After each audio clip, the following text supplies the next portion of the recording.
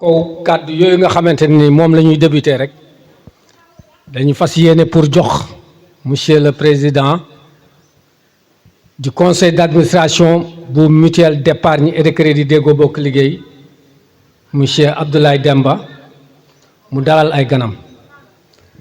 joxe ouverture bi nga xamante ne mooy tax gan yi ñëpp xamante ni tey jii ñoo oote pour waxtaan ak askan bi.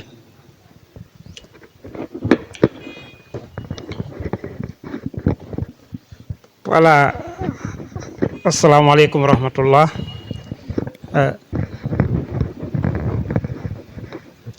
Assalamu alaikum rahmatullah. Dawda comme ni nga ko waxee noonu la alors donc ñu ngi nuyu ñëpp di sant ñëpp di baalu ñëpp di leen di baal di leen naan am nañ kontante lool dalal leen fii ci assemblée générale bii ñu organisé tey assemblée générale la boo xamante ne wuute naa ak yeneen yi fi daan am solo bi mu am wax dëgg yàlla tax na ba kontaan nañ lool lool lool di leen dalal ci biir loolu ñu ngi leen di ñaanal aussi di leen di wax ne suñ kees bi mooy mutuelle d'épargne et de crédit Déggo Bokk Liggéey Kër Ayib Ka nekk na mutuelle boo xamante ne yàgg na fi fi mu commencé ak fi mu toll tey am na wuute yu bari ci nekk comme niñ ko xamee rek microfinance toujours day am ay changement yu muy def ndax gën a ñoŋal jëflante bi entre membres yi ak kees bi comme niñ ko mën a waxee donc ci loolu moo tax tey ñu woote assemblée bii mooy assemblée générale mixte boo xamante ne da ngeen gis coppite yi nga xamante ne bugg nañ ko indi ci suñu kees bi waaye coppite la boo xamante ne donc microfinance képp koo xamante ne bokk na microfinance dafa war a ànd ak coppite yooyu muy fii ak feneen donc loolu moo tax ma leen di wax ne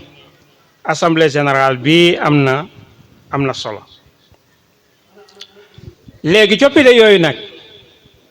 comme toujours ni ngeen ko daan defee kees bi fu mu jógee ba fi mu toll tey ay at yu bari la ay changement yu bari jaar na ci diggante bi te itam ci changement yooyu lañ toll ndax dafa am ay réglementation yu bees ay doxalin yu bees yoo xamante ne dañoo bëgg képp koo xamante ne dangaa bokk microfinance nga def ko coppite yooyu nag tey loolu lañ leen woo incha allah di ci ànd ak suñu consultant ndax solo si daje bi suñu consultant bi nga xamante ne ba ñu commencé ba tey lëkkaloo ak moom chaque jour saay buñ ko soxlaa ci suñu yitte rek lay nekk tey nag mu ne ala kulli ali foog danaa ñëw teew ci assemblée générale bi gën a faram-fàcce li nga xamante ne lu bees li nga xamante ne ci lañ war a dugg donc loolu kooku mooy consultant Tamsir Fall donc tey loolu lañ leen wooyee di kontaan lool ci seen teewaay di leen ne wax dëgg yàlla bëgg nañ leen teewlu bokk ci waxtaan bi bokk ci ay voté bu ñu war a voté ba fi ñu bëgg a jëmal kees bi muy suñu institution bi mu mun faa yegg ndax jamono day soppeeku jamono buy soppeeku nag il faut yooyu itam da ngay soppi di ànd ak jamono bi boo deful loolu mu bàyyi la si ginnaaw alors donc ànd ak jamono boobu nag loolu moo ñu indi tey ñu def assemblée générale ndax li ñu namoo mooy assemblée générale buntu nawet lañ ko daan def mais situation bi nag moo ñu indee tey ñu def ko février bii balaa loi bi di commencer di ñu bàyyi ginnaaw ndax incha allah consultant bi na leen expliquer donc loi bi beneen weer bii ñëw incha allah ci la woon ne incha allah dinañ lu bees li dina commencer donc loolu bu amee nag yow da ngay teel a jóg donc bokk nañ ci ñi nga xamante ne jóg nañ pour ànd ak jamono bi ndax ñu bañ a des ginnaaw ci kaw loolu nag maa ngi leen di tëral ci daje bi soose bi nag leer olof bi nag leeru soose la donc di dalal ñëpp di leen naan donc waxtaan bi dinañ ko ubbi waaye nag balaa ñu koy ubbi il faut que ñu wax leen ordre du jour waxtaan bi incha allah léegi boobu nag dinaa bàyyi Dawda mii nga xamante ne moom a gën a dëgg wolof mu faram-fàcceel leen ñeenti ponc yi nga xamante ne moom lañ war a waxtaanee tey donc monsieur le technicien c'est que pare nga waaw voilà. bon ñu dellusiwaat rek mel ni kon pour ñu mën a dugg ci programme bi li mu yelloot mooy loi 2025 ci wàllu microfinance dafa am ay texte de changement yoo xamante ne ñu war a adopté la ci kaw loolu def nañu ay diagnostic yu yàgg di ko lënkaleeg ak suñu ki ñu xamante dañ leen ko présenté muy monsieur Tamsir Fall 2005 la commencé wàcc fii ci institution bi bokk ñu ci ñu instruire pour ñu am bâtiment bee nga xamante ni moo nekk ci biir marché bi ak Kër Ayib Ka boobu AFDS moo fi nekkoon di intervenir ci wàllu zone bi pour dimbale askan wi ak institution yi Tafsir Fall mi mook Adama Thiam bu yàggul rek am na ñoo xamante bokk naa ak ñoom ñuy def formation fee ci Mobeya Adama Thiam moo leen doon defal formation kon nit la koo xamante yàgg na ak ñun te yàgg na ci microfinance xam na luy microfinance bi texte bi ak loi bi wàccee ñun amuñ lu dul yuuxu fa nga xamante foofu lañ xalaat ne suñ fa yuuxoo am fa ndimbal ak jàppale ñu xalaat muy Tamsir Fall mii ne ko règlement bi nga xamante moom la loi bi régir fan la ñuy jaar ñuy gungeante di def atelier à distance di def atelier mu déplacé wu ba tey muy deuxième déplacement am parce que atelier à distance bi mu njëkkee ñëw la ñu def suñu waxtaan tënk mu dem ñu continuer di liggéey ak moom ci waxtaan à distance di def loolu ba tënk ñu war a def AG bi mu laaj pour mu déplacer waat ñëw pour ñu mën a tënk la finalité kon li nga xamante mooy solo réunion bii nga xamante moom la ñu woote muy assemblée générale constitutive mu war a dugal constitution boo xamante bu bees la lii njëlbeenu tënk bi mooy jéem a indi conformité méngale li nga xamante moom la yoon wax mooy ñu jéem a adopté statut yi nga xamante ni moo ngi fi woon waaye ci beneen tur la nekkoon mooy mutuelle d'épargne et de crédit tey jii institution bi fas yéene statut yooyu mu am ak règlement intérieur yi mu am dañ ko transférer pour transformer ak patrimoine ak moomee fam bi nga xamante moom la moom mu dem si beneen anam muy société coopérative. mu laaj nag si deuxième point bi statut yooyu gannaaw ba mu ko présenté ba pare ñu adopté ko nangu ne nii kat comme lii mooy li nga xamante moom la yoon santaane kon nañ nangu ne nañ dox fas yéene doxee si nii gaa moog la fi nekkoon wuute bëriwul waaye tur day changé li ñuy wax ne ngénte waat day am tur wa mu doon ooyoo day soppeeku loi bi dana am leneen changement yoo xamante bu ay bunt la waaye ne lépp mu ngi fi nam doon doxee kon gannaaw ñetteel point bi suñu adopté deuxième point bi suñu adopté statut bi ay statut juridique bi nga xamante mooy yóbbu mutuelle bi jógee la ko si mutuelle d'épargne et de crédit yóbbee ko si COP-CA société coopérative institution yi nekk Sénégal yëpp ñu ngi fagaru pour soppeeku ndax loolu la ñu loi bi sant moo xam bu mag moo xam bu ndaw ñun ñëpp ñoo si bokk yem kon nag préparé wu ne ñun pour jël suñu bagage fatu dugg si néeg bi nga xamante moom lañ wax ne moom boobu lañ war a dëkkee waaye gannaaw ba nga xamante présenté nañ statut yooyu dañ ko war a adopté nag moo règlement intérieur ak manuel ak procédure ak politique ak contrôle ak déontologie yëpp yooyu mu ngi fi woon waaye comme dañuy soppi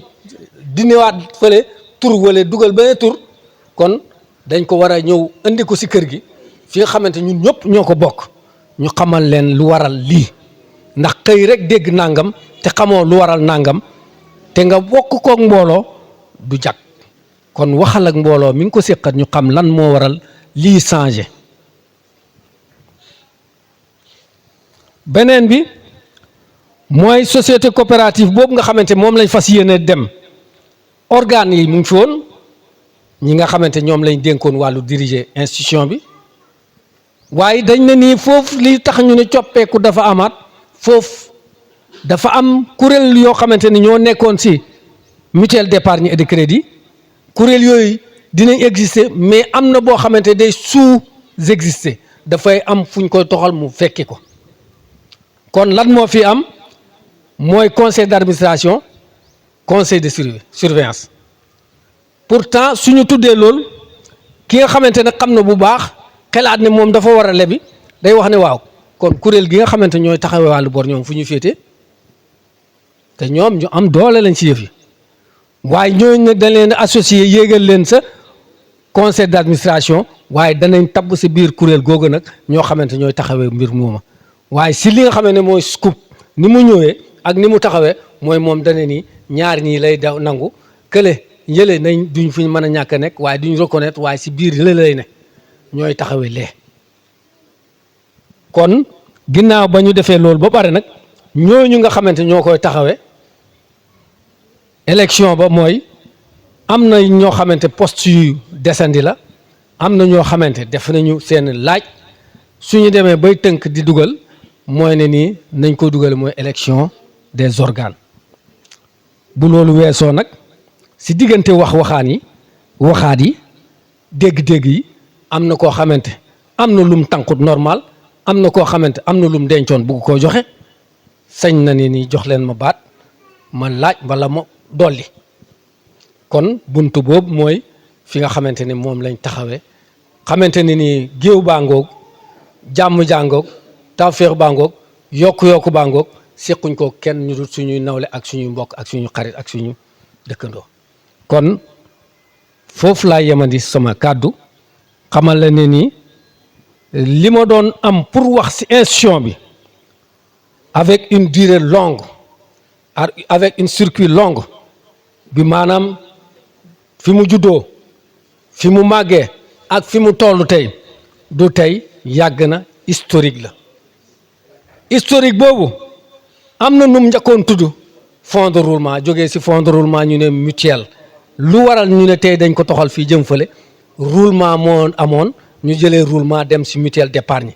mutuelle d'épargne moo am ñu ne nii nañ soppi tur wi def ko société coopérative institution yu mag yi nga xamante ñu ngi existé woon ñoom doo nekk société coopérative ñoom SA la ñu doon kon lii ñu leen di woowe du dara lu dul tànqloo leen seen nopp ak seen xel ak seen xalaat ngeen xam li ñuy jëflante ak yéen lan la ndax looy jëflante ak nit te nëbboo ko da nga ko war a wax borom mu koy dégg normal te mu xam ko lii dong moo ñu dajale kon monsieur Tamsir su nekkee ne ni ma ñëwee def sama présentation méngoo naag ni nga ko soxla mën nañ lay jox yow nga avancé si li nga xamante ne moom la ordre du jour bi waxoon kon moo di lan juridique kii bi adoption statut juridique COPEP yow fi ne su ma la bàyyee yow gubbu jubbanti yi ak réglementation yi war su ma ko mënaloon sama bopp wala ñu mënal ko suñ bopp duñ la jéem a woo ne la kaay si suñu wet ñu ànd di dem kon la compétence y est matuwaay bi mu ngi fi taxawaay bi mën na jëmm ji mate na kon Tamsir yaakaar rëy na si yow dimbale ñu gunge ñu ba ñu yegg fañ jëm. Merci. Salaamaaleykum donc ñoo ngi nuyu ku nekk ci turam ak santam di sant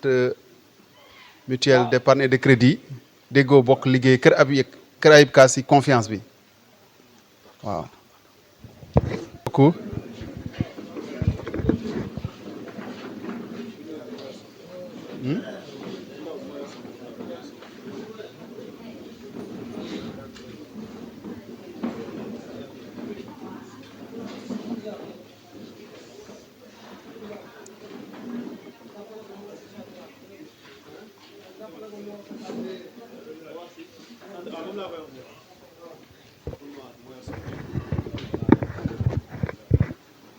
donc jërëjëf encore une fois ñu nuyu kilifa yi waaw di ziar ñëpp nag waaw di nuyu spécialement sincèrement monsieur Camara waaw ça fait longtemps waaw mbégte vraiment pour retrouver monsieur Camara parce que effectivement ni ko Daouda waxee bi ñu tàmbalee ak mutuelle déggoo bokk liggéey Kër Ayib Ka c'était pas évident mais yàlla ak suturaam ak pas-pas ak taxawaay ñëpp si lu baax si lu rafet si lu dugg si lu jub alhamdulilah rabbil alamin mutuelle bi def na ay jéego parce que bi ma xamee mutuelle bi c'était effectivement en 2004 dama ñëw fii boobu temps mutuelle baa ngi Kër Ayib boobu temps da ngay ñëw ba Karang su fekkee ne amoo oto faw nga jël vélo mun na am nga daanu si yoon bi waaw mus naa daanu benn yoon balaa nga egg foofu noonu ñoom Daouda mii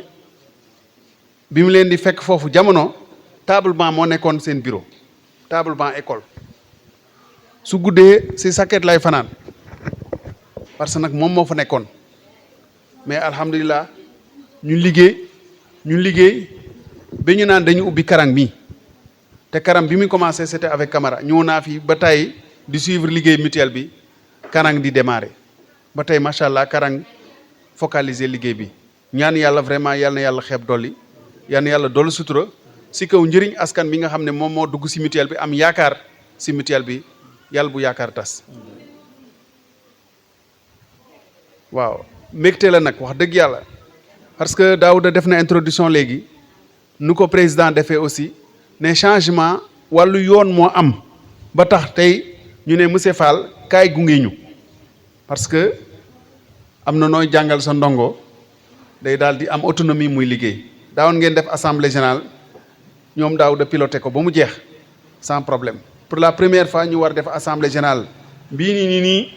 ñu war defaat encore beneen dans 3 mois lan moo tax yoon mënu tënk parce que en février 2025 dafa am benn loi bu ñu wax 2025-4 portant réglementation de la microfinance mu indi lu bees mu annoncé lu bees bokk na si lu bees bi ñu ne mbirum microfinance mutuelle moo fi nekkoon association moo fi nekkoon société anonyme moo fi nekkoon ak yeneen léegi nag man ñaari façon kuréel laa reconnaître désormais les sociétés anonymes boo leen déggee même comme genre Baobab comme genre Cofina ñaari nit ñetti nit dajale milliards teg liggéey ak société coopérative donc ana mutuelle yi donc mutuelle bi elles ne sont plus appelées à être reconnues donc comme loi mënul ñëw rek brutalement naa ne acca mu may leen 12 mois à compter de février non à compter de mars parce que loi bi voté nañ ko Assemblée nationale en février mais ça a été publié au journal officiel n'est-ce pas en mars 2025 et précisément le 25 mars alors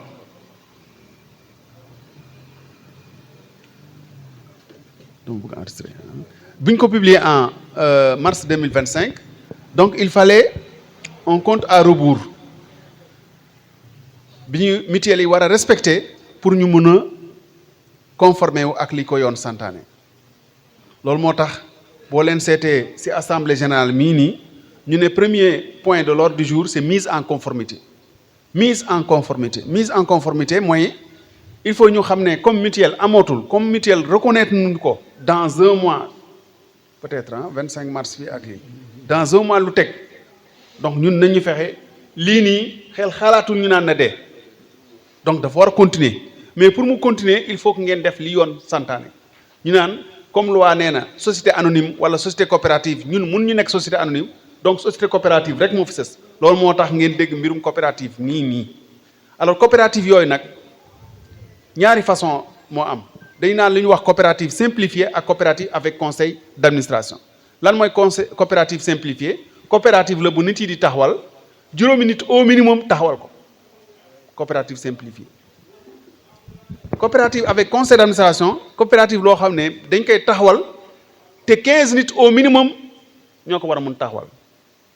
donc bu ñu seetee mutuelle bi macha allah au 31 décembre si je ne fais pas erreur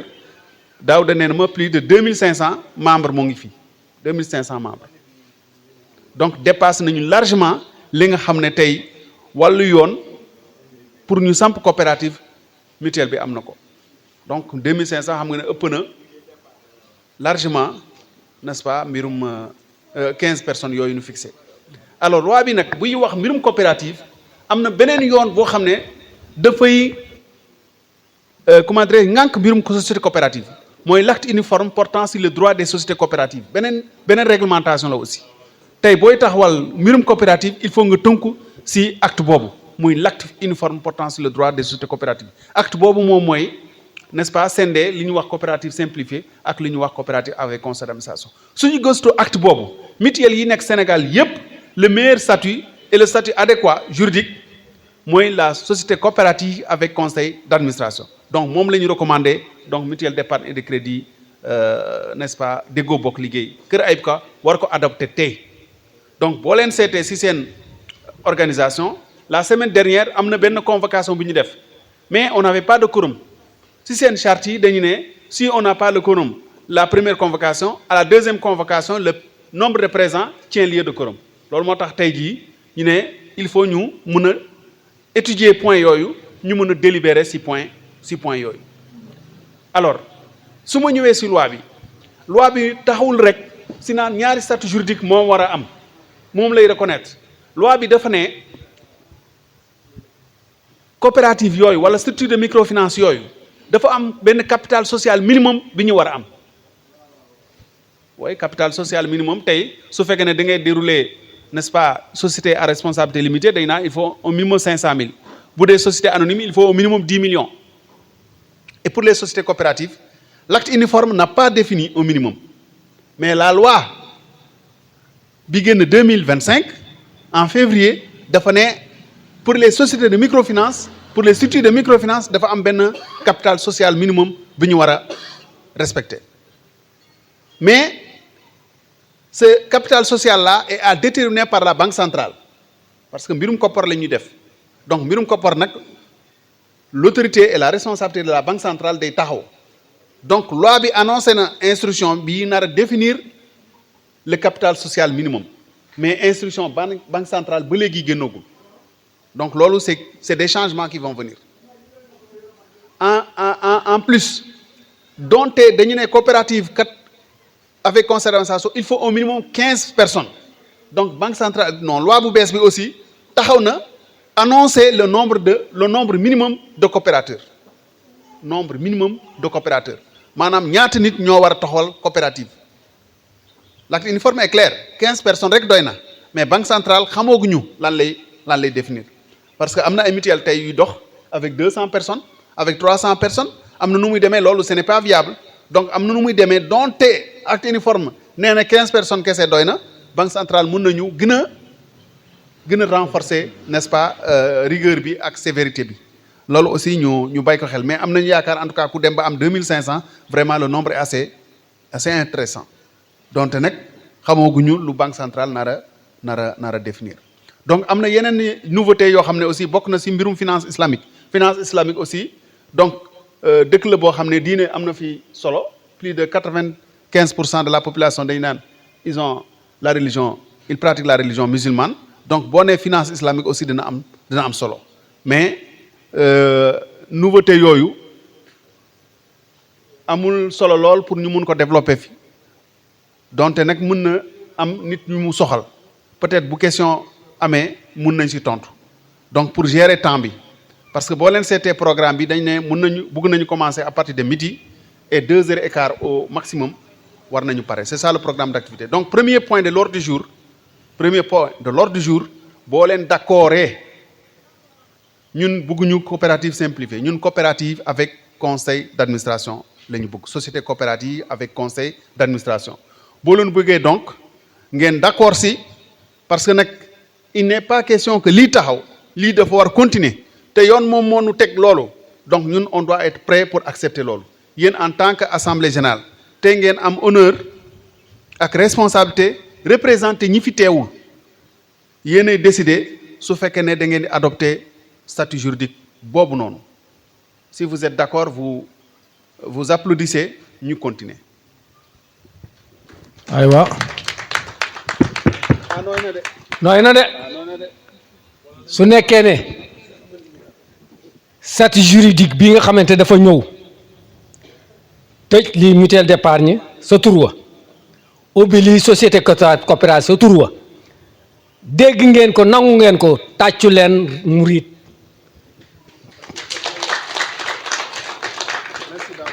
Merci Daouda. Alors tey jii lan mooy changement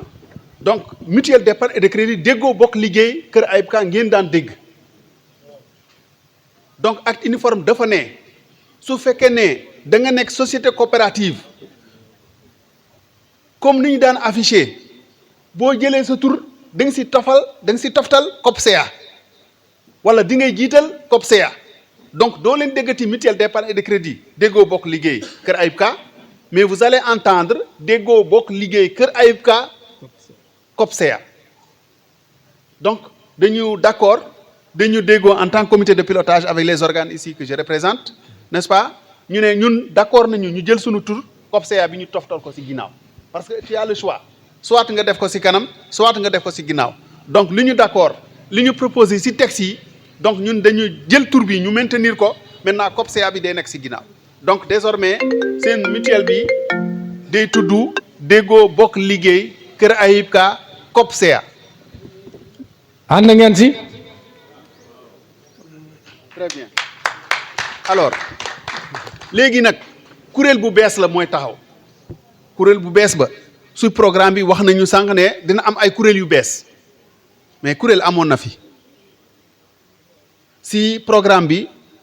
dañu conseil woon comité de pilotage bi bu ñu sañoon bu ñu ñëwee si assemblée générale dañu war a déggoo si kii moo war a nekk conseil d'administration kii moo war a nekk conseil de surveillance te dañu war a déggoo si conseil d'administration boobu dinaa si ñëwaat ñii la ñu dénk sunu mbirum activité crédit parce que nag coopérative bari na di ngeen dégg coopérative d'habitat di ngeen dégg coopérative de consommation coopérative de producteurs coopérative financière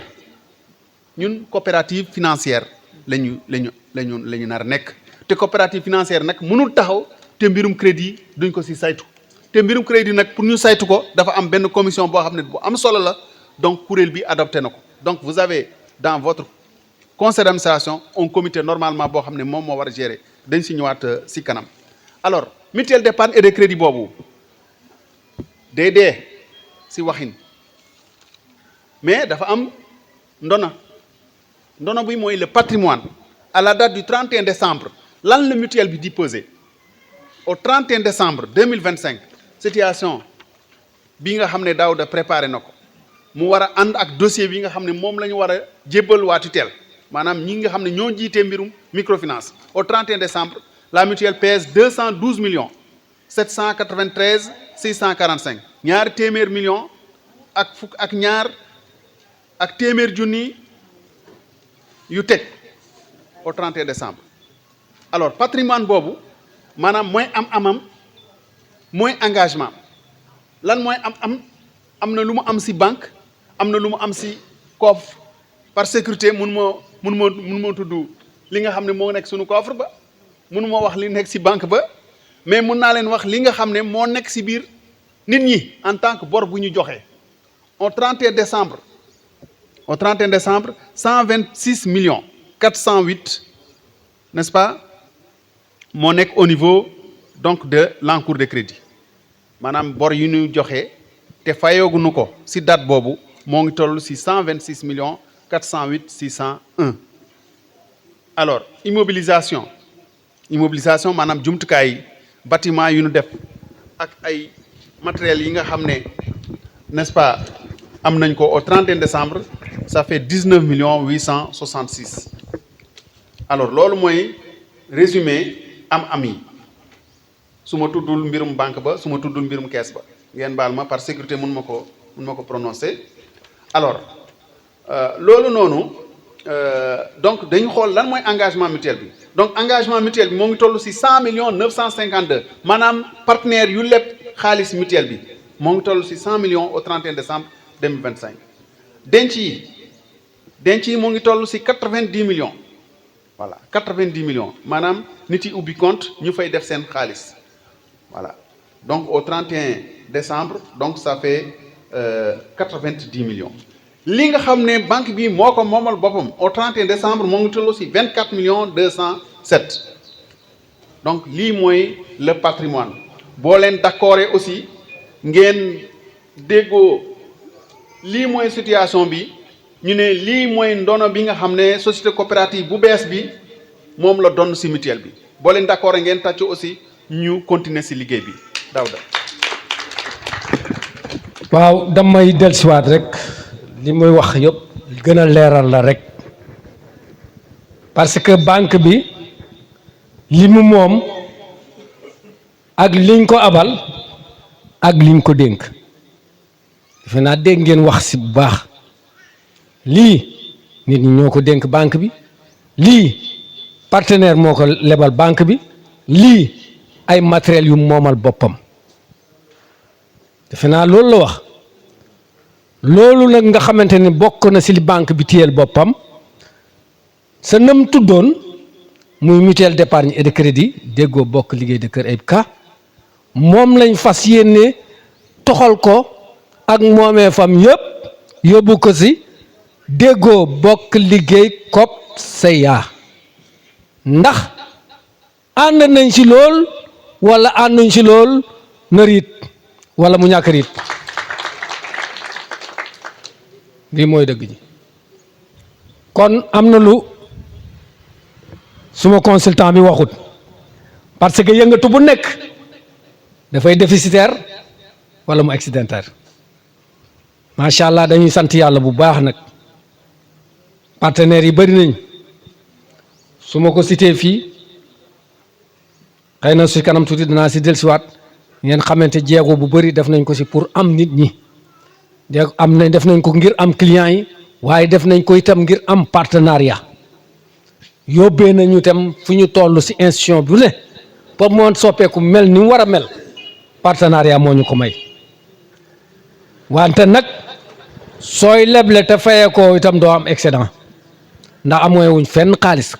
juddoowuñ ñu fenn fu dul si leble fayee ko kon ku leb ku nekk rek del fay loo bëgg lu nekk fekk ko fi ñu jox la ko moo ñu yóbbee itam engagement yi nga xamante moo nekk suñu kanam ñu man koy def lan mooy suñuy engagement matériel yi ñuy liggéeyee ordinateur bureau moyen de transport paiement ñi nga xamante ñoo fii toog bàyyi seen liggéey waroon a nekk koosekat wala naakukat wala bàyyi temps am yëpp toog fa loolu engagement yooyu si lan lay bàyyeekoo mooy li nga xamante moom lañ ëppal si bor bi ñu joxe mooy intérêt ba mu mën a fay bagage yooyu yëpp mën a desal wala mu yem si wala mu perte su perte nag day jéem a wuti xalal beneen te boobaa du dox kon ñu xamante ni yorewuñ lu ëpp loo xamante ni day yëkkatee fële ñëw jox ñu danay am supposons mu am subvention xamante partenaire boo xamante dafa ñëw uniquement pour dooleel ñu te am nañ ko fi si yoo xamante wàllu matériel gis ngeen bureau yi ni changé ordinateur wala bureau matériel de bureau wala comme exemple si ñi xamoon démb AFDS ba muy ñëw tabaxal ñu tabax bee mais ñoo ko moom indi welo ne joxal loolu mooy subvention suñu amul subvention nag di liggéey te amuñ trop perçu fu ñu jëm dañuy perte suñu pertee ndax dañ mën a dem kon ñun dañ fi nekk surga si yéen surga gi mooy lan moo tax ñu nangoo nekk surga mooy xam-xam bi ñu yàlla dénk si fànn ba nga xamante moom la ñu nin di fekkee moom la ñu tànk ngir sottil leen ko te bëgguñ see desal dara loo bugg a xam lu nekk si institution bi duut mbuus mu ma teg si ron di ko nëbb déedéet si kaw la tegu loo laaj te mu méngoog li ñuy doxee dama la ko war a wax ba mu jeex takk moo waral itam ñu ne suñu dawee fukki weer ak ñaar nañ leen daje ñu def compte rendu ak ñi nga xamante ñoo ñu dénkoon ñaari junne nit ak juróomi téeméer ak lu topp suñ ne ni fukki nit ak juróom ñooy koy doxal ñoom ñooy buur walla ñooy bu mu walla déedéet dañ leen dénk wóolu leen jox leen kon su at ma dee dañ war a def compte rendu woon leen ñu kat la ngeen ñu dénkoon fii lañ si toll coppite gu ñëw mu ñëw ne leen kat lii la ñu wax ne nañ ko soppi moo waral lii institution de microfinance kenn moomul ku lu dul membre yi waaye si kaw ba ngeen xamee lii seen wareef nit a ngi nekk membre ñàkk xam lii wareefam dem ba da ngay jugé ne su ma gisul Daawuda su waxut su ne déedéet fexeel laaj Daawuda mu wax la li nga xamante moo la fi tax a ñëw fexeel xam yow li la tax a ñëw fii parce que Daawuda taxul la fay ñëw am na lu nekk si sa xol am na lu nekk sa bugg-bugg moo la tax a ñëw fexeel ba sàmmanteeg sa bugg-bugg boobu fekkanteeg Daawuda sa lañ ko sant mu méngoo ak sa bugg-bugg ngeen ànd mën a dem su wuutee rek mu indi werante nga sikk Daawuda te fekk Daawuda du si dara yow yaa ne na soppi lañ wax nu mu koy soppee du ko mën a soppi kon jaageen jëf joante rek wàcc ma xamal leen ne nii gannaaw ba fukki weer ak ñaar jàllee am nañ lu toll si 3 millions yu teg téeméeri junne ak ñaar fukk yoo xamante ni li ñuy wax excédentaire yàlla dimbale nañu bañ am ko charge yi lu ñu rëy mucc nañ si déficitaire mooy perte ngeen baal maaq du ngeen tàcc. merci Daouda merci Daouda donc félicitations encore une fois mais da ngeen am occasion pour présenter li ngeen liggéey ci at bi incha allah à partir de juin au plus tard. alors ñu jublu ci deuxième point ordre du jour bi mooy présentation des textes donc defoon nañu ni ñu koy waxee statut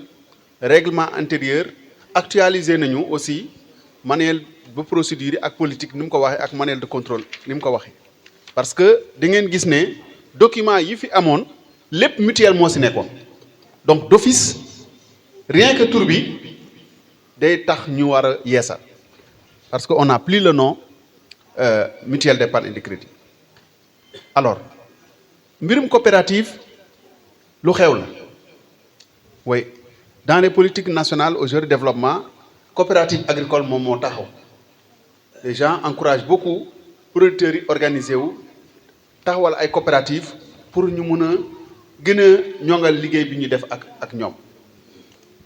alors coopérative yooyu boo leen seetee boo tapé internet rek statut coopérative dafa am ay modèle modèle statut coopérative yu nekk ci internet en même temps modèle règlement intérieur yu nekk ci internet léegi nga nekk coopérative financière nga naan man damay jël modèle boobu appliquer ko sama bopp tu passes à côté donc coopérative financière doxin nu muy doxee mbirum xaalis la or statut ak règlement intérieur yi nekk ci internet bi ñooñu statut yooyu dafay aajo ci kuy liggéey ci mbay ici on n'est pas dans une structure agricole on est dans une structure financière alors pour yombal liggéey bi APSFD mooy association bi nga xam ne moo boot kuréel microfinance ci biir Sénégal dafa am benn liggéey bu mu def maanaam statut ak règlement intérieur kuréel microfinance yi lañ ko war a xalaatee surtout yi nga xam ne ay mutuelles lañu parce que société anonyme boo seetee am ñu problème c'est les mutuelles ñoom ñoo téye microfinance en réalité ñoom ñoo am problème mun nga ci boole quand vous parlez crédit mutuel waaye li ñuy def nii ñoom war na leen PAMECAS li ñu war nii ñoom war na leen ACEP li ñu war nii ñoom war na leen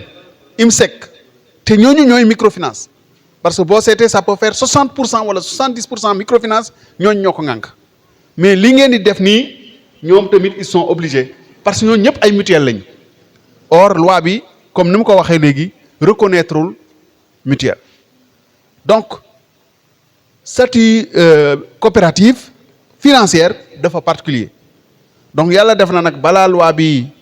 di commencer en janvier déjà 2025 am na benn mutuelle bu ma sollicité pour ma defal ko lu ñuy wax plan d'affaires te plan d'affaires nag moo ma boole ak waa Kër Ayib en 2003 alors bailleur bi moo fay mission bi dafa ne monsieur Fall ñun dafa am loi bu bees buy waaj a dugg dama bëgg ñu gëstal ñu loi bu baax a baax implication yi soppeeku yi war a am ñu mun ko xam mutuelle bi mun ko gannaayoo pour changement yi war a am si moom waaw janvier déjà ma liggéey si liggéey bu xóot ma def benn note ma partagé ko ak ñu ma xam léegi 1 mois plus tard loi bi jàll assemblée nationale ñu adopté ko léegi nag mutuelle yu bare nekk si njàqare 12 mois parce que bu njëkk ba 2 ans la ñu proposé woon mais à l'arrivée on a dit 1 an fait tout pour nga ajusté wu boo ko deful tu n'es plus reconnu boo ko deful agrément bi la jox autorisation nga liggéey dañ koy nangu ça c'est une menace parce que kenn warul di woo nit ñi kay dañ leen xaalis di joxe crédit te fekk amoo kayit bi lay permettre nga mun ko liggéey donc ñu naan leen d'accord am ngeen agrément Kër Ayib am ngeen agrément mais dans les 12 mois qui suivent la loi l'entrée en vigueur de la loi yéen da ngeen war a soppeeku donc loolu mooy sababu assemblée générale bi ngeen def nii 25 mars mooy date limite bi donc on est le 7 février lan mooy logique bi mooy ñu am marge de manœuvre donte nag am na yu bari yoo xam ne loi bi annoncé na ko te génnegul wax naa mbirum capital social minimum mais am na sax le profil des dirigeants maanaam kuréel yi nga xam ne ñoo war a nekk ci kuréel organes yi membre yooyu dafa am niveau académique boo xam ne wala expérience professionnelle boo xam ne loi bi dafa ne da nga ko war a am te banque centrale moo ko war a fixé mais banque centrale jusqu'à ce jour amul benn instruction bu mu génne ci wàllu niveau académique bi nga xam ne kuréel yi war nañ ko am donc statut au niveau de la mutuelle en tant que coopérative donc jot nañ ko actualiser ak la participation du comité de pilotage su ma waxee comité de pilotage nag techniciens yi ñoo ngi ci mais aussi élus yi ñoo ngi ci te ñoo ngi commencé liggéey bi depuis août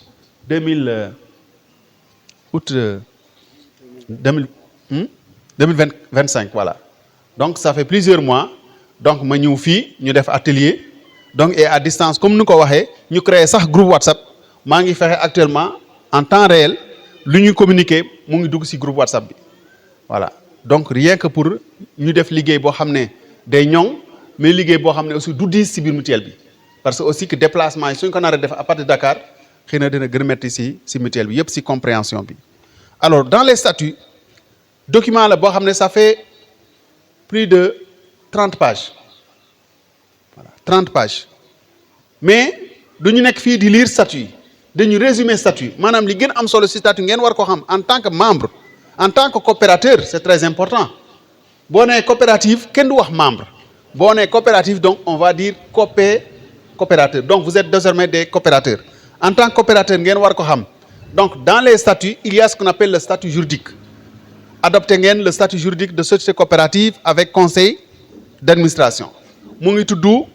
déggoo bokk liggéey Kër Ayib Ka pour le moment tur bi fi nekkoon rek moom mooy continuer la zone d'intervention c'est la région de Fatick et environ le lien commun képp koo xam ne mu ngi ci région Fatick di résider ci biir région Fatick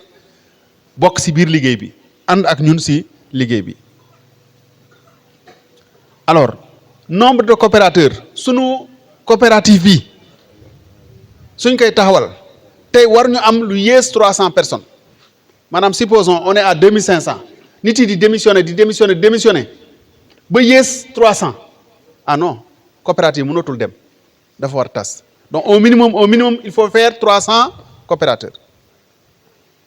alors am na lu ñu wax aussi usagers non coopérateurs am na koo xam ne moom âge am may ko pour mu nekk coopérateur comment dirais-je à part entière maanaam tey boo nekkee mineur si tubaab yi mun nañ la ubbil compte mun nañ fa dugal xaalis mais yow doo joxe lu ñu wax part sociale xam ngeen lan lay tekki mooy tax nga mën a am crédit mooy tax nga mën a bokk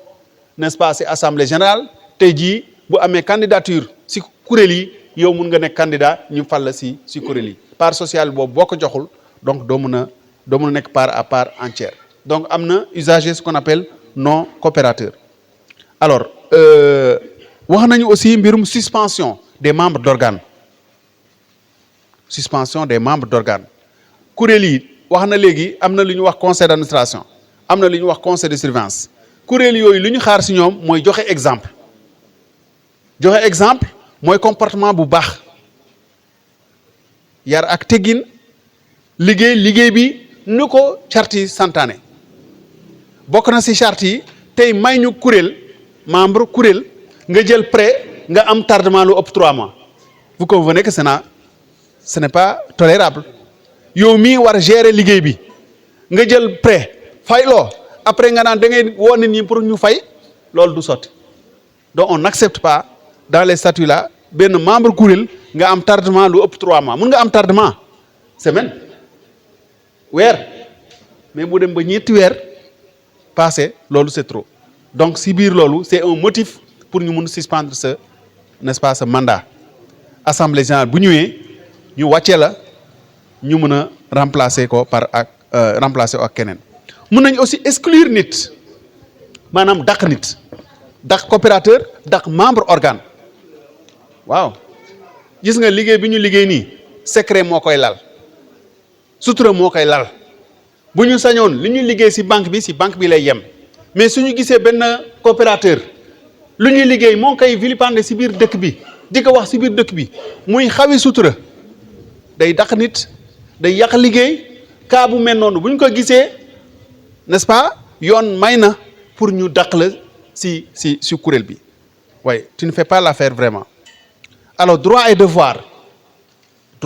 du coopérateur c'est très important am nga droit ubbi compte am nga droit laaj information ñu jox la am na droit nga laaj prêt ñu financer la am nga droit assemblée générale bu wootee nga teew ça c'est un droit mais aussi il y a des obligations bokk na ci obligations yi respecter charte yi c'est très important respecter charte banque bi waaw loolu aussi bokk na ci li ñu wax ci liggéey bi alors les organes daaw da wax na ko léegi il y a l'assemblée générale alors sànq ci intervention président nee na sunu assemblée générale bi am na solo lool c'est assemblée générale particulière c'est la première fois ngeen gis assemblée générale boo xam ne en février assemblée générale yu ñu doon organiser ay mai wala juin mais tey jii yoon moo nu tënk ñu war a organiser affaire bi balaa ñu nekk ci jafe-jafe donc dafay nekk partie extraordinaire mais partie constitutive maanaam dañu woote nit ñi de façon extraordinaire mais pour samp dara boobu mooy société coopérative avec conseil d'administration donc kuréel bu mag bi mooy ndaje bu mag bi boobu mooy fal le conseil d'administration alors le conseil d'administration bi ngeen xamoon c'était 5 personnes comité de crédit 5 personnes conseil de surveillance 5 personnes te ñëpp dañ leen di fal ñëpp assemblée générale moom mooy fal léegi fu mu nekk nii assemblée générale conseil d'administration lay fal ak conseil de surveillance alors ana waa comité de crédit te ñu am solo alors waa comité de crédit yooyu si waxtaan si déggoo dañ naan léegi kon yoon may nañu l'acte uniforme mooy nañu conseil d'administration mën a nekk diggante 3 personnes ba 12 personnes donc mun nañu yokk suñu conseil d'administration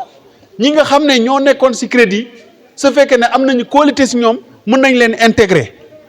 bu ëllëgee ñu dénkaat leen mbirum activité crédit ba tax na conseil d'administration tey ça fait 10 personnes et conseil de surveillance 5 personnes pardon alors conseil d'administration moom day jël juróomi nit dénk leen mbirum crédit voilà 5 personnes ñoo xam ne ñooy nekk commission de crédit alors le mandat il est de 2 ans mandat c'était 3 ans mais yoon aussi la loi nouvelle moo ne le mandat d'un organe ça ne peut pas dépasser 2 ans mandat boobu c'est renouvelable 2 fois maanaam au maximum boo nekk ci conseil d'administration déggoo bokk liggéey Kër Ayib Ka coopérative avec conseil d'administration au maximum 6 ans ngay def ci conseil d'administration bu 6 ans yi passé da ngay génn yoon may na nag charte yi may na statut yi may na nga nekk candidat ñu dugal la ci conseil de surveillance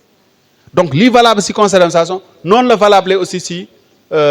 conseil de surveillance bi maanaam conseil de surveillance maximum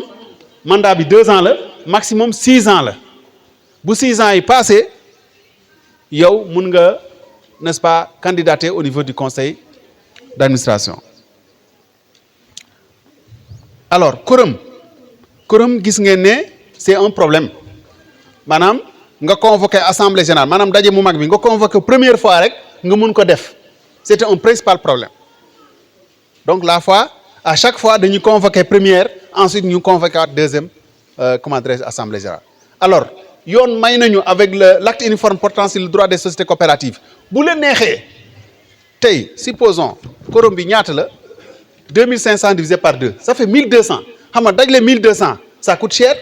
dajale 1200 yombul ah oui fu mu nekk nii nit yi jël seen temps ñëw waroon na ëpp fii de mais du ku nekk mooy am jot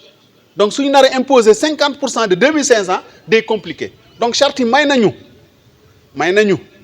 mu la neexee ñun dañu ne lii ci membre lii ci coopérateur bu teewee doy na quorum donc ci charte yi def nañu par exemple su ma juumul 200 personnes boo leen amee 200 personnes yu teew rek donc ça fait le quorum alors 200 personnes kat tey jii bu ma compter du mat daaw ba léegi n'est-ce pas alors c'est quoi la stratégie xam nañu bu ñu def assemblée générale am na lu ñuy wax procuration donc si charte yi prévoir nañu nit ku nekk mun na am ba 2 procurations 2 donc su fekkee ne am nañu 70 personnes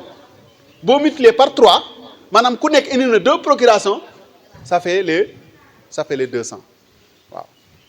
donc loolu mooy logique donc 200 personnes yi nga xam ne fixé nañ ko alors kan mooy bokk ci kuréel yi qui peut être candidat pour les organes avoir la nationalité sénégalaise tey mun ñu jël n'importe qui ñu naan dañ koy fal ci kuréel yi premièrement ou bien nationalité des pays membres de l'UEMOA maanaam tey mun naa nekk burkinabé au niveau de Karang yàgg naa ubbi sama compte xam nañ ma am naa pas-pas am naa sawarte bëgg naa liggéey bi wóolu nañ ma mun nañ ma fal c'est valable pour le Niger c'est valable pour la Côte d'Ivoire c'est là pour le Bénin et tous les pays de l'UEMOA pour ma bañ a juum ensuite jouir d'une bonne honorabilité c'est très important jouir d'une bonne honorabilité maanaam du loo bugg rek nga def ko su fekkee ne bëgg nga te gis nañu yow kat wax dëgg yàlla taxawaay bi des na mosoon nga këpp keesu n'est-ce pas association bi wala daayira bi wala nangam nga taxaw rek ñu naan dañ lay dugal ci banque bi déedéet am nga nationalité de waaw war nga indi carte d'identité war nga indi passeport ñu xam ne Sénégal la wala beneen wala beneen réew d'accord mais nit yi wóoluñu la parce que sa expérience en tout cas sa honorabilité des na ok n'avoir pas perdu la qualité de dirigeant d'une IMF à la suite d'un manquement grave. am na ku nekkoon feneen mu këpp fa kees mu ñëw comme ñun duñu nandite sunu charte yi dëgërul mu peese mu posé candidat rek ñu fal ko déedéet su fekkee ne dañ la dàq feneen parce que am na loo dee foofu boo ñëwee fii doo mën falu si ñun charte yi la aussi. N'exercer aucune activité rémunérée kuy bokk si kuréel yi mënoo nekk technicien c'est très important Daouda mii mënul nekk membre d'organe les caissières aussi mënuñu nekk membre d'organe. N'exercer aucune fonction ministérielle ou aucun mandat électif. Un député ne peut pas être membre d'organe ici yoon moo ko wax. Un maire ne peut pas être membre d'organe ici. Un président de conseil départemental mënul nekk membre d'organe maanaam ku bokk ci kuréel yi munoo membre comment dirais-je président de conseil régional xaw ma ndax am na ba léegi munoo bokk également. Un sénateur ça n'existe pas encore mais ça peut exister on ne sait jamais gars yi dañ jékki-jékki créer ay chambre donc un sénateur aussi munul bokk ci sunu kuréel yi. alors munoo nekk aussi ci beneen kuréel maanaam dirigeant ci beneen kuréel nga ñëw encore nar a jiite sunu kuréel non ce n'est pas possible aussi. maanaam yow yaa ngi crédit mutuel fal nañ la foofu membre CA nga ñëw encore ñu falaat la ñun non loolu mënu nekk cumul de fonction on n'accepte pas ça aussi. Être à jour de ses engagements koo xam ne mës na jël prêt te fay ko maanaam tardé na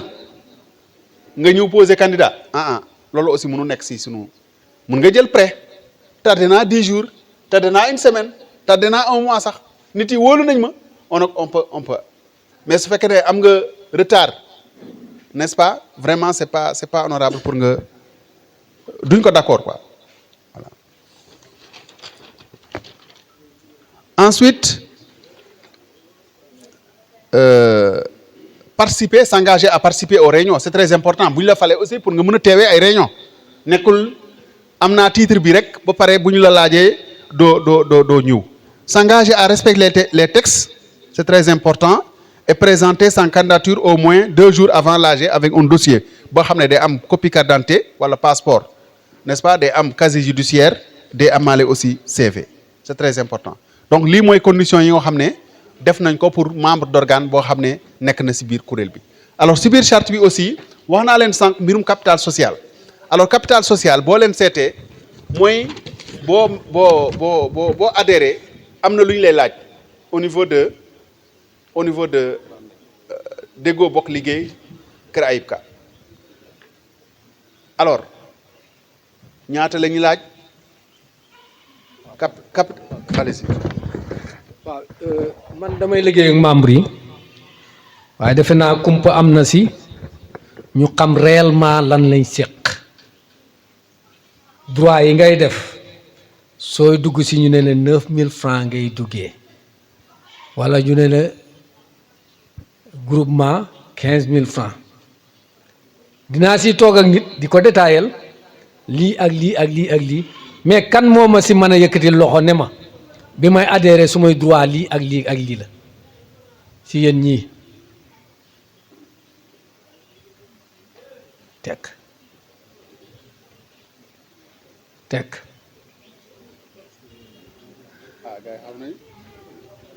tekk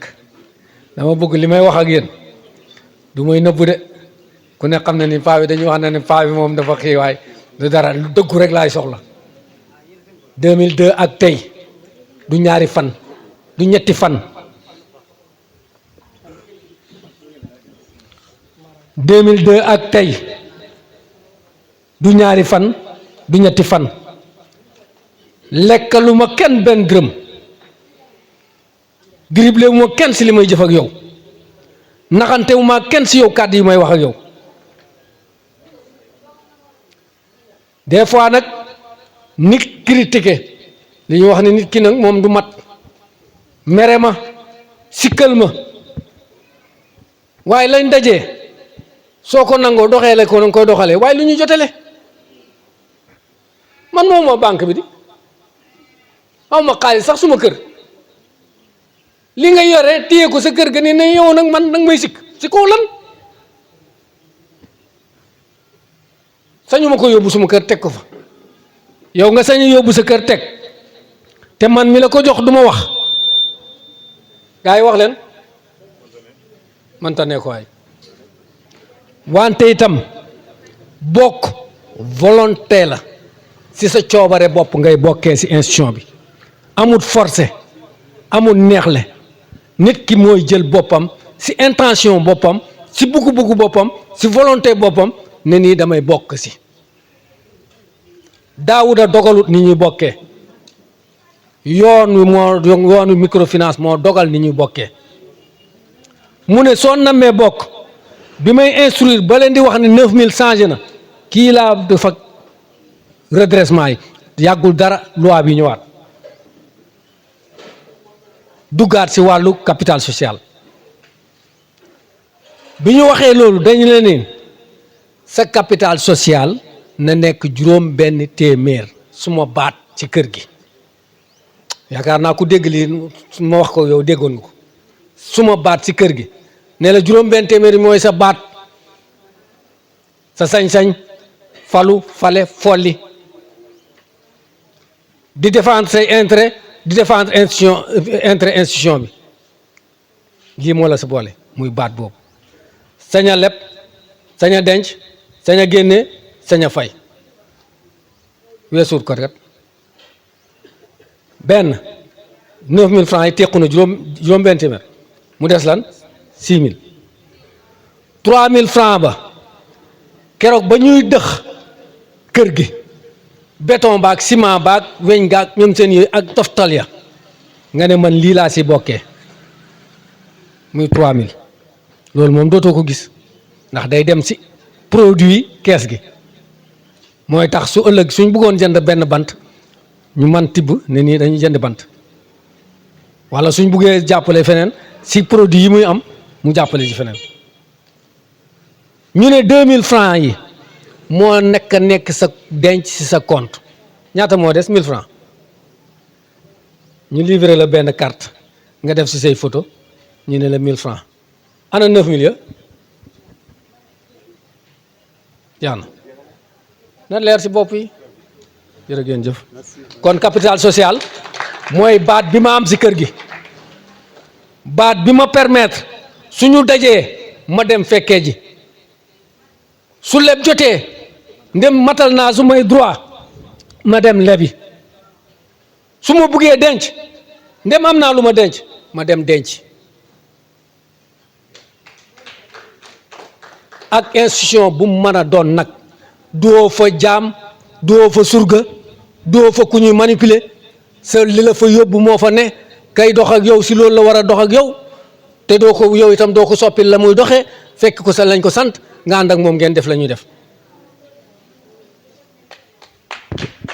Merci Daouda. Voilà, merci Daouda pour la précision. Alors, si information aussi am na solo voilà parce que moment yu mel nii occasion la pour leeral pour xamal n'est-ce pas pour yeete aussi c'est très important donc en tant que gérant wax dëgg yàlla yaa ngi si sa rôle tey lay ñoo ngi lay encourager donc ñu encourager la en même temps aussi caissières yi voilà ñoom tamit si liggéey bi la ñu bokk te bëgg ñu problème si caisse bi voilà bis ngay leeral plus ngay prévenir ay jafe-jafe si biir liggéey bi quoi. Alors capital social bi wax naa sànq ne banque centrale kat dina définir benn capital social minimum à respecter loolu nag jot na nañ koy waxee dawloo biir kuréel yu bari tey Sénégal mutuelle yu bari daañu tëj il faut le reconnaître parce que am na ay mutuelles yoo xam ne wax ngeen Baba Daouda léegi si explication situation financière au 31 décembre nee na am na excédent 3 millions am na ñoo xam ne ñoo ngi liggéey di perte ay ati at ba seen fonds propre dem ba li ñu wax fonds propre négatif sànq wax naa leen li nga xam ne mutuelle bi moo ko moom je pense 24 millions su ma juumul quelque chose comme ça 24 millions yu mutuelle bi moomul kenn waxul ne mutuelle bi amul dara waaw parce que am na nag ay pertes yooyu def li nga amoon yépp day fuuf day dem te loolu vraiment c'est c'est un honneur en tout cas bi nga xam ne tey jii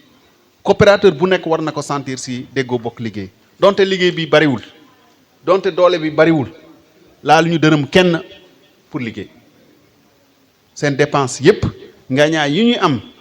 bokk na si droit d'adhésion bu mu doon wax léegi lu lay bokkaloo si kër gi si fan si seng yi ak xaw ma peinture bi ak yooyu boo joxee remboursement am na intérêt yu ñuy am bu ñuy joxee crédit am na frais dossier yu am donc seen dépense nu muy bari ñoo ngi ko yemle si lu ñu gagné ba tax na sax at bu nekk am na excédent boo xam ne dañ koy réaliser donc loolu vraiment félicitations pour le personnel.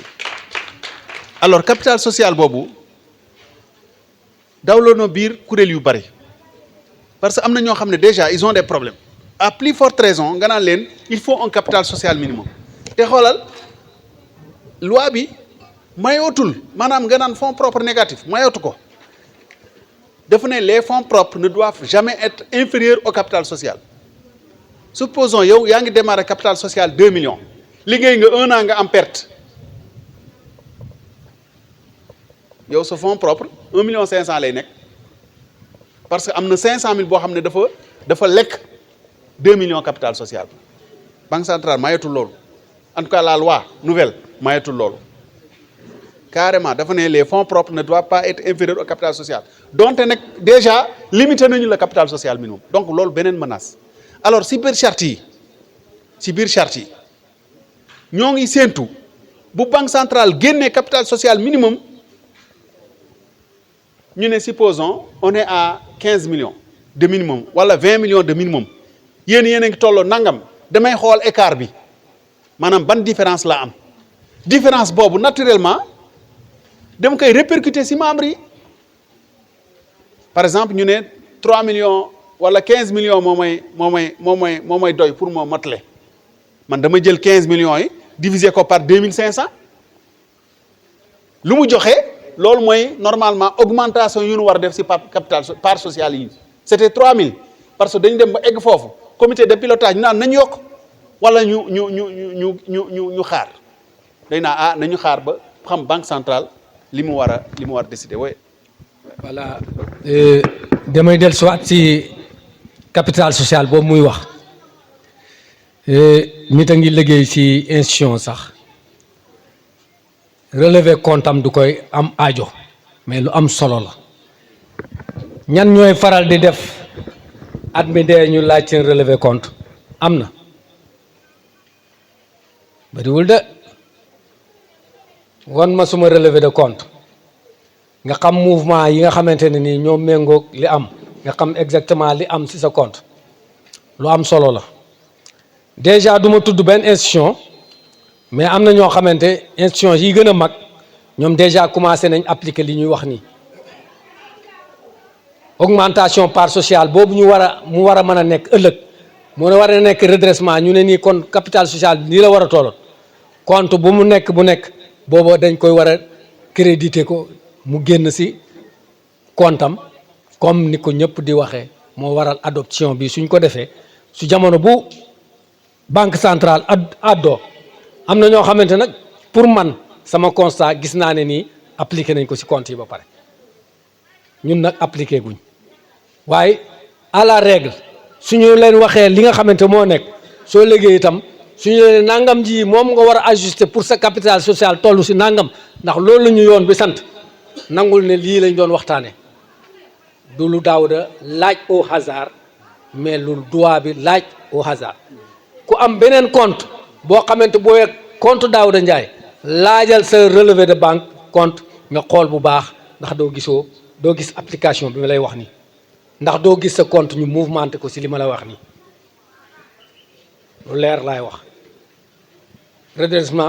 redressement capital social am na ñoo xamante déjà commencé nañ ko appliquer man nag de ma part démarré guñ pour appliquer l'augmentation waaye suñu demee ba ñu exiger leen ne que ni capital social bi lii lañ ñu koo xaaree ñu jàpp ni nii kon lañ doon waxtaanee démb mooy lii ñuy wax tey wax day leer mujj ga rafet kon lii laa leen amoon pour wax. merci beaucoup alors koy waxee Daouda juñu na affaire bi donc li ma doon wax ne les fonds propres ne doivent pas être inférieurs au capital social bépp structure boo xam ne fonds propres négatif la fu moom balaa banque centrale génne déjà moom xam na ne elle est mal partie loolu moo tax si sama yaakaar si sama expérience loolu moo tax am na kuréel yoo xam ne déjà dañuy anticiper si affaire bi mais anticiper si loo xamagul day naan à qui saute et tombe dans le feu il lui reste un autre saut maanaam boo tëbee dal si xal desale na beneen tëbin pour le moment en tout cas au niveau de Déggoo Bokk Liggéey dañ naan nañu xaar xam nañ xaar ba pare mais charte yi prévoir nañu ak li ñu mënti def prévoir nañ ay stratégie ak si seen compréhension ak si seen d'accord bu ëllëgee soppeeku yu war n'est-ce pas mutuelle bi def ko coopérative bi def ko mu nekk si loo xam ne méngoo na ak li yoon santaane si wàllu capital social aussi parce que nag mbir dee am tey su fekkee ne dañu ne capital bi kat 50 millions la minimum te yéen indiw leen ko banque centrale bu koy définir dina joxe charte de yéen boo leen ko indiwul mun na retirer seen agrément est-ce que loolu yéen da ngeen koy nangu déedéet def naa loolu taxul woon jóg tundu Kër Ayib Ka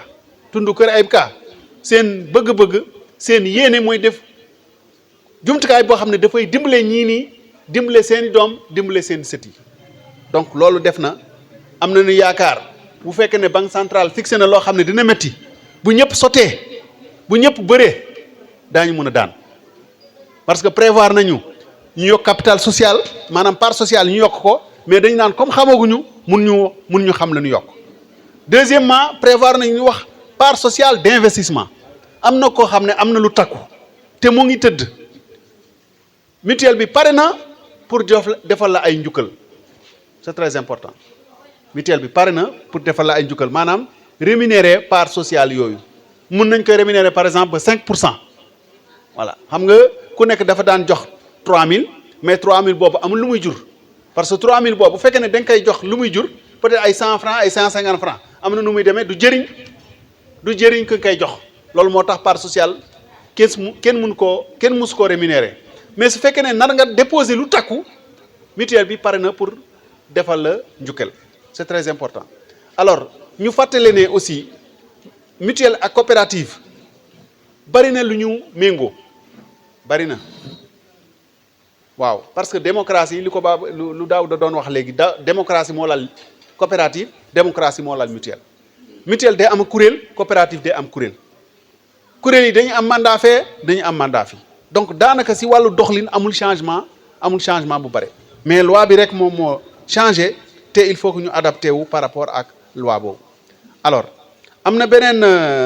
aspect aussi ci charte yi mooy les incompatibilités tey bu ñu la falee nekk kuréel je suis membre de conseil de surveillance sama doom warul nekk technicien on est d'accord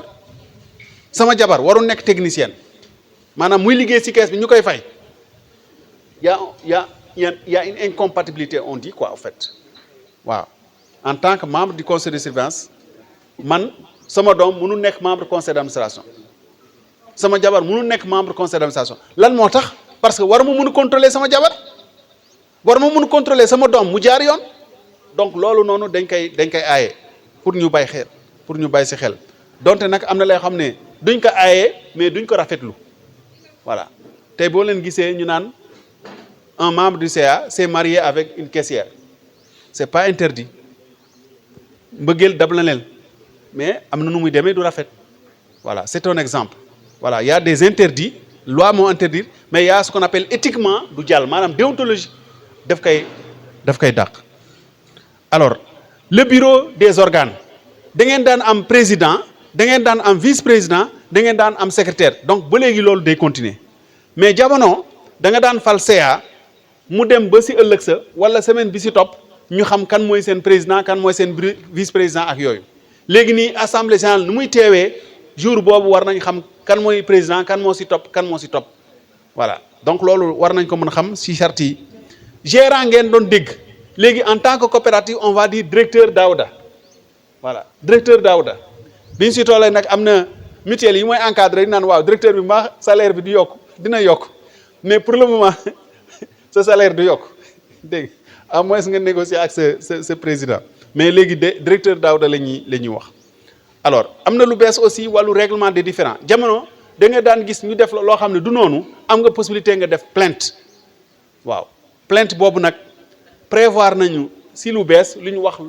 l'OQSF l'observatoire pour la qualité des services financiers benn kuréel la boo xam ne dafay taxaw pour def médiation diggante membres yi wala clients yi wala coopérateur bi ak seen banques yi en cas de problème en cas de problème bari na par exemple si wàllu banque les garanties léeg-léeg am na ñu jox seen këyit xam nga tardé nga am nga problème léeg-léeg banque day jékki-jékki rek engagé garantie bi pour ñu mun a récupérer sa kër day indi jafe-jafe yu bari par exemple dans les villes dans les villes comme Dakar alors lii mooy en grande ligne le statut dans les règlements intérieurs wax naa mbirum condition d'adhésion du changer comité de pilotage nee na dañuy xaar ba banque centrale génne lu wóor comme ça ñu mën a xam li ñuy taxawee ak membres yi candidature d'un ancien salarié maanaam koo xam ne liggéey na fii ba retraite est-ce que mun na bokkaat ci kuréel yi oui su fekkee ne toog nga lu ëpp 3 ans voilà toog nga lu ëpp 3 ans te gis nañu sa ginnaaw amul benn problème nit yi wóolu nañ la mën nañ la fal voilà c'est très important parce que mun nga génn en tant que directeur wala en tant que caissier wala agent de crédit jékki-jékki rek ay mbóot génn donc mun ñu la fal 1 an après mun ñu la fal 2 ans après mais dafa am diir boo xam ne dafa war a am pour bala ñu leen mën a fal modalité de renouvellement le renouvellement se fait au tiers c'est très important tiers sortant di ngeen ko daan dégg n'est-ce pas les présidents des organes ne sont pas concernés par les premiers et deuxième renouvellement n'est-ce pas pour que président yi mën na dem ba 6 ans mais yeneen yi mën na tiers sortant bi mën na leen laal loolu ci règlement intérieur lañ ko limitation des mandats wax naa ko sànq mandat bi 2 ans la donc est renouvelable 2 fois alors si wàllu manuel yi globalement manuel yi amul changement tur kii bi rek moom mooy changé da ngeen dégg politique de crédit condition yi ñu doon joxee lépp moom mooy continuer politique d'épargne condition ni ñu leen doon duggee ni ngeen doon verser moom mooy continuer si exemple manuel de procédure donc ni ñu doon doxalee épargne ni ñu doon doxalee crédit moom mooy continuer lii changé mooy li ñu wax organigramme xam nañu comité de crédit dañ ko daan fal léegi comité de crédit kenn falootu ko comité de crédit dafa dugg non comité de crédit en tout cas dañu fexe ñu yokk membre CA pour que ñu mën a am 5 yu nu mën a jël dénk leen mbirum crédit loolu mooy changé donc à part ça y a pas de changement au niveau des organes alors procédure yi li si changé seulement aussi mooy mbirum la lutte contre le blanchiment des capitaux et le financement du terrorisme xam ngeen c'est une réalité aujourd'hui di ngeen dégg mbirum CENTIF le pool financier judiciaire dugg na fi génn na fi donc loolu lu bees la lu bari jëflante clients yi ak banques yi la mais bu ñu fàtte ne mun na concerner aussi donc les institutions de microfinance parce que am na nu muy demee bu banques yi tàngee nit yi dañu daal di daw si kuréel microfinance ñu xamal ne coopérateurs yi lu xew si banque en tout cas si wàllu doxalin si wàllu jumtukaay pour ñu xeex loolu nu mu amee si banques yi noonu la amee si en tout cas sunu kuréel déggoo bokk liggéey Kër Ayibka tabax nañu procédure yi nu mu ko waree incha allah c'est applicable tey boo leen d'accordé ñu mun ko adopter donc voilà brièvement chère assemblée générale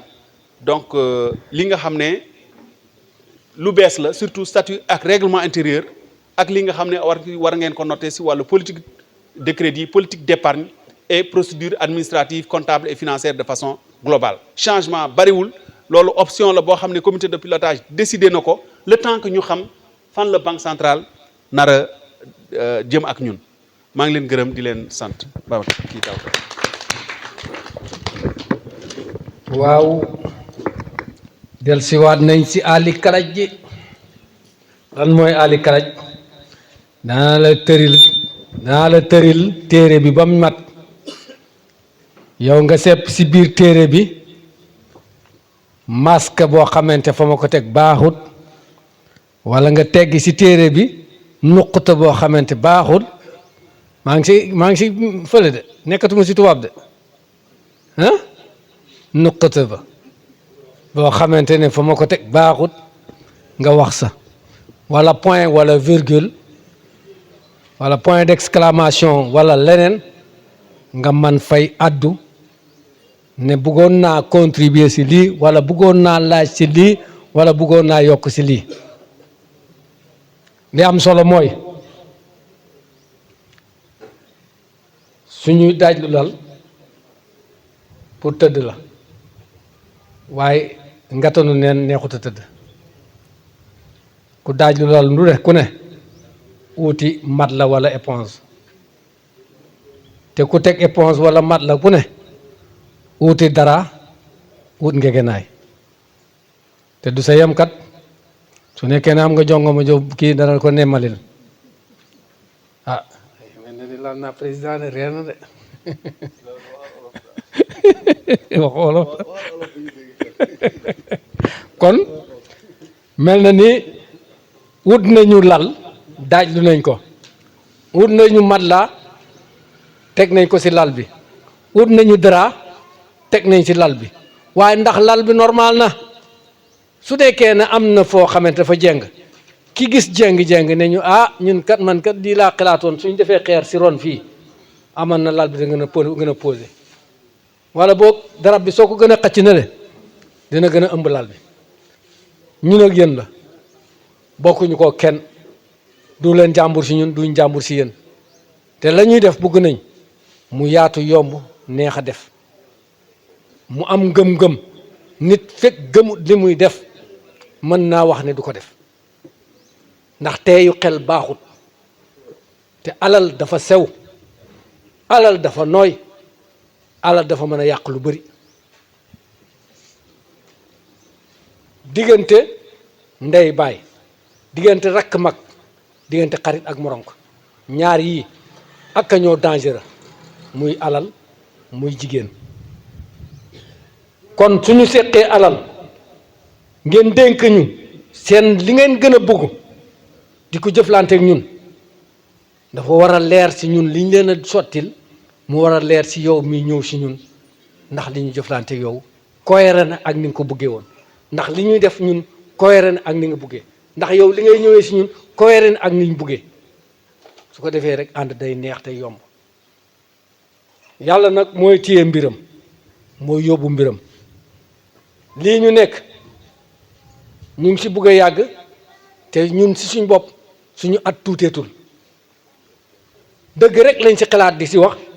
ak dimbalante waaye lépp loo xamante ni ci naxante lañ koy jéem a teg suñu ci yàlla dimbalee bëgg nañ ci mucc ci lool nag waaye bëgg nañ itam ñiy ñëw ci ñun di gis seen bopp ci li tax ñuy ñëw ci ñun nit lépp lu muy def te gisut sa boppam amul njëriñ te kat ñun ak yéen a kon nag wax jàngoog yéen a ngoog aywa bismillah